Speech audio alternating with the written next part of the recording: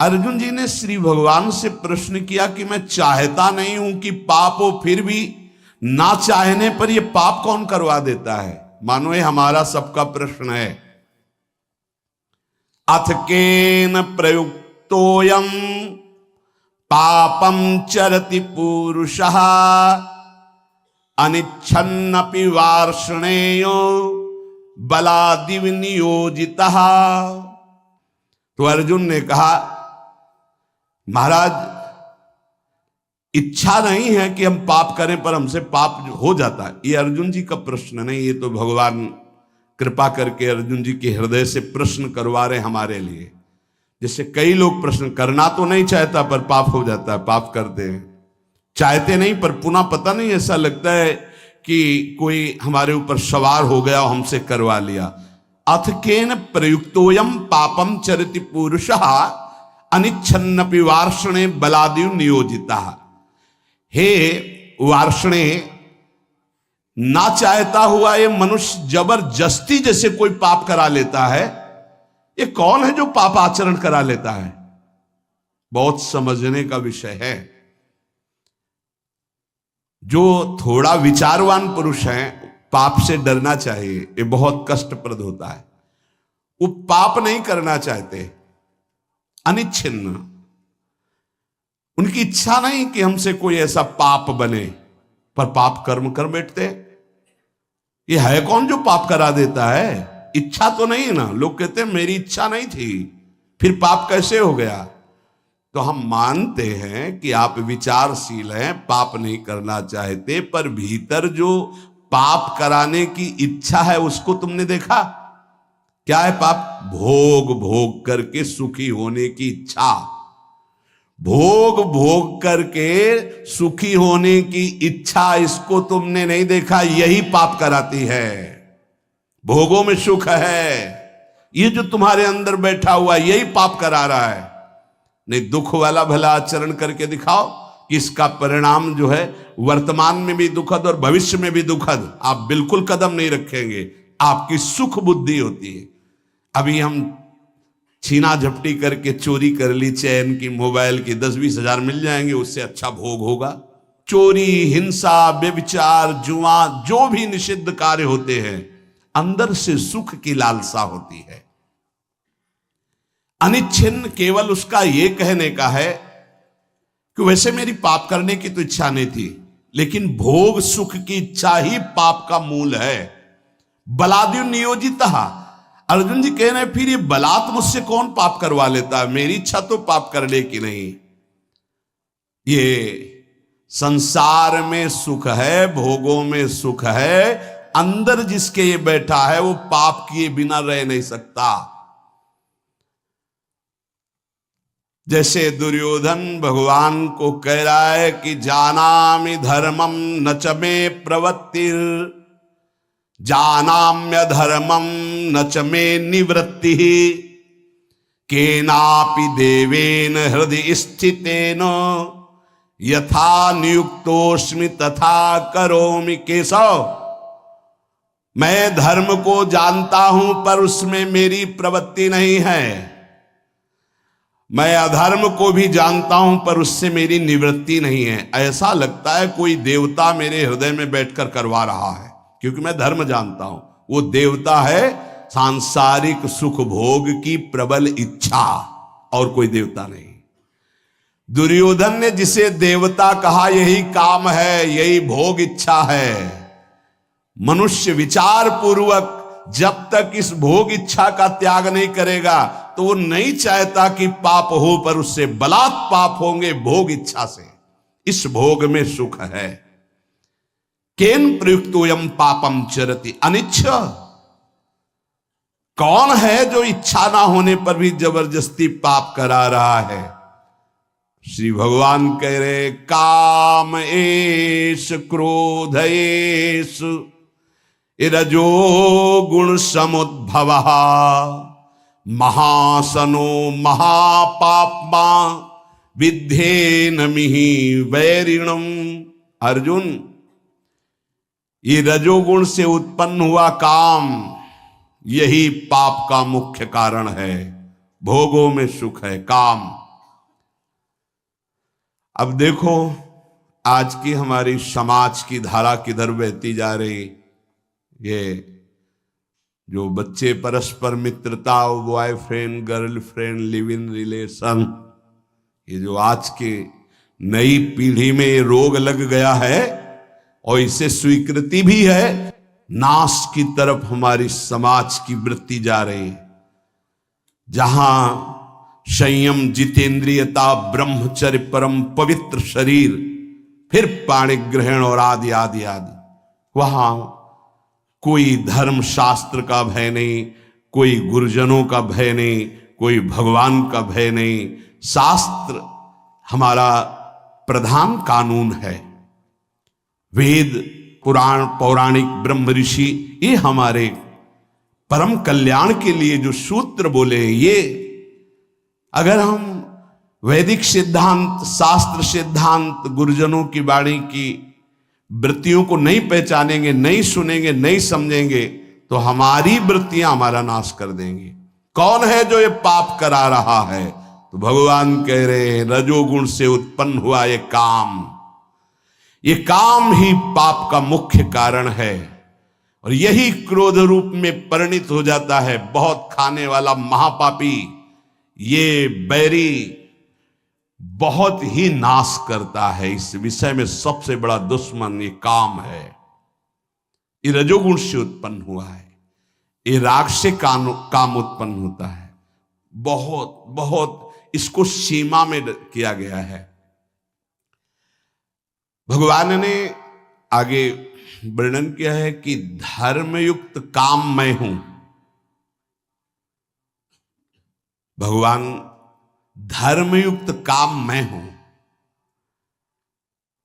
पाणिग्रहण संस्कार करके घर गृहस्थी में संतानोत्पत्ति के लिए जो चेष्टा है, काम चेष्टा, वो धर्म में बांधकर निर्विकार होने के लिए, उसे बेविचारी बनाने के लिए नहीं है कि एक सीमा में बंद करके एक ऐसे शास्त्रीय पद्धति के अनुसार चलने से निष्कामता आ जाए। किसी धर्मपूर्वक एक को स्वीकार करके जब, तो घृणा हो जाएगी। आप देख लेना, ये जब से मोबाइल आया और इसके दूषण वृत्तियों को स्वीकार के, तो हमारी नई पीढ़ी बहुत हानि को प्राप्त हो गई। जो नए सिद्धांत अन्य जनों के आए, अन्य प्रांतों के देशों के, वो बहुत हानिकारक हो गए।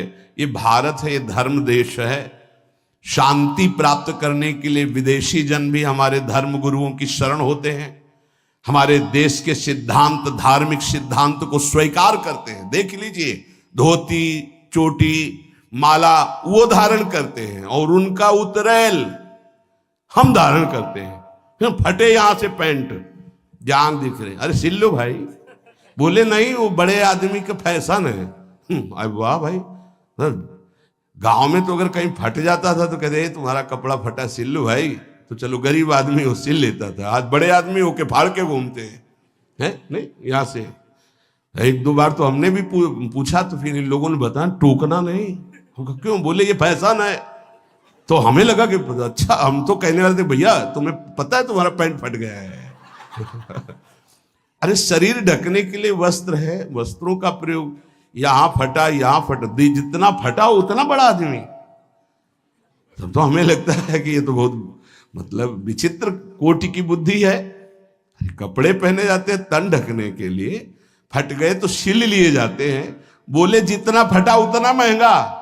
वह बुद्धि भ्रष्ट है। फिर तो आप जाके बाजार में फटा कपड़ा लाते हो और पहनते हो। अब नवीन बोले विदेशी, मतलब तो हमें लगता है कि हमें अपने भारत देश का जो धर्म है वो शांति प्रदान करता है। क्योंकि शांति लेने के लिए आप काशी में जाइए, आपको लाखों विदेशी जन मिलेंगे जो धर्म गुरुओं के चरणों में बैठ करके हमारे मोक्ष सिद्धांत को, यह सिद्धांत कहीं नहीं मिलेगा आपको। जीवन मुक्तता, परमहंस अवधूत मोक्ष पदवी या भगवत प्रेम, ये आपको यहीं मिलेगा। नहीं, नर्क स्वर्ग की बात है, इसके आगे तक की कहीं बात नहीं है।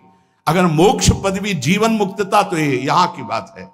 ये काम बचपन से जहां थोड़ी चेतना जागृत हुई तो ये राक्षस सवार हो जाता है बुद्धि में। अब भय धर्मशास्त्रों का, गुरुजनों का, समाज का, तो इस राक्षसी प्रवृत्ति को शासन में रखा जाता था। अब वो भय नहीं रह गया।